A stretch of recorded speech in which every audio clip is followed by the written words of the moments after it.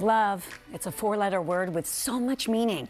It's a challenge that can be so rewarding, but alas, for some lovers in the city, Cara, the prize is just out of reach. Oh. Here to help is the white coat wonder herself. Wow. Cara Kinnear, it's time for the Love Doctors. Ooh. Cara, you've really enjoyed that. You've dropped some zingers last time you filled in for Chesley McNeil. Well, I'm just trying to fill those shoes. You're wise, and we're going to get to your opinion now. Cara's got her doctorate of love. I do. All right. And she very much is deserving to take Chesley's white coat. Okay, first up. Hey, Love Doctors, I love my guy. He's starting to strike a nerve. He's slightly older than me, so we have our preferences. His huge argument is that nothing from my early 90s era can compete with his late 80s era. He won't listen to my music, watch shows, movies. At first, I thought it was kind of cute. He was into this retro vibe, but it's dominating our relationship. When I think I find something that he'll like, he just complains through the whole thing. He does this in front of my family and friends. Our everyday life is fun. Really? Doesn't sound like it. When we're not debating eras. So I don't want to break up over this. How do I open his mind? Sincerely, New Age Angie. This is fun. Y'all got too much time on your hands. Nerd alert. I mean, get a life. Get a life. This is what y'all are fighting about? Yeah. Also, the late 80s and early 90s are full of glory. It ain't that different. It actually isn't. Madonna, Janet, I mean, the start of grunge. Are you that different? Let's get it together, people. Okay, first of all, I think this is kind of silly. Yeah. I'm just being totally honest. Sure.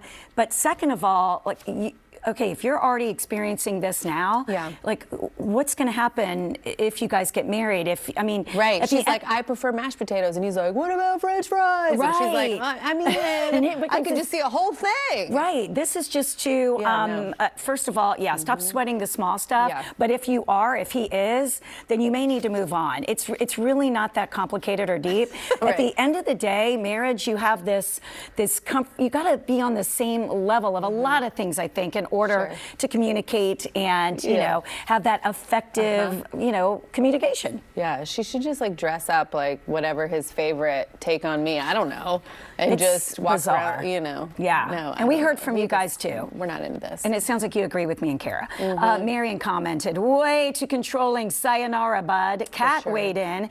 If it's an issue while dating, yes, exactly. It'll probably be a bigger problem later on. Red flag, so don't ignore your gut instincts. That's right, Kat. And Renee shared, say bye, Felicia. Sounds like he's not even open to compromise. Yeah. Yeah, that's just, I agree. Yeah, when you're so set in your ways like that, and you just, well, how's he going to handle big life decisions? So I say you might have to move on, so be careful. I do too. I hate that for you. But sorry all right, about that. Next question. Dear Love Doctors, I'm writing it for my son because he doesn't think he needs help, but Mama does. He recently broke up with his girlfriend of 7 years after a huge blow up.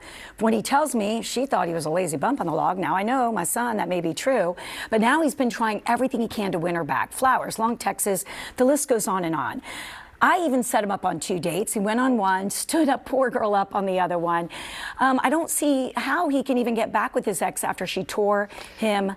Oh. How can I help him? Sincerely, Mama Marcia. I need you to take my camera. Marcia, okay. I need to tell you something. I love you very much. I also have 2 sons, okay? So I understand our need to be involved, but you are way too involved. Why do you know so much about his life? Why are you setting him up on dates? Let him do it himself. If he fails, he fails, okay? We gotta let him fail, Marcia. I mean, she's too involved, Marcia. Beautifully said. Marcia, yes, you can be a supportive ear, you can be a shoulder that he can cry on, but it's ultimately his life. He's not a baby, you know, he has to, he made this bed, he's got to lie in it, and it sounds like if he wants to try one more time and it doesn't work, well, you know, let him go through that. We can't solve these problems. Guess why he's a bump on a log? Because you're putting him on dates. You arranged 2 dates for him. He didn't have to do nothing. Marcia, you're an enabler. Marcia, I'm sorry.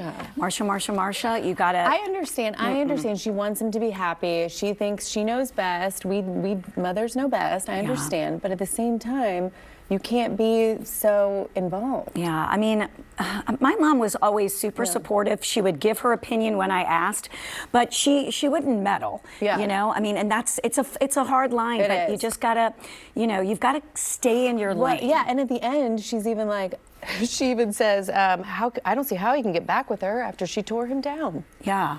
I mean, we're already like placating our son, you know? Sometimes he needs to learn the tough lessons. He's got to learn himself, and it'll make him stronger, wiser, better for the next time around. But let him choose those Call me in dates. 6 years and see if I'm doing the same thing. Yeah,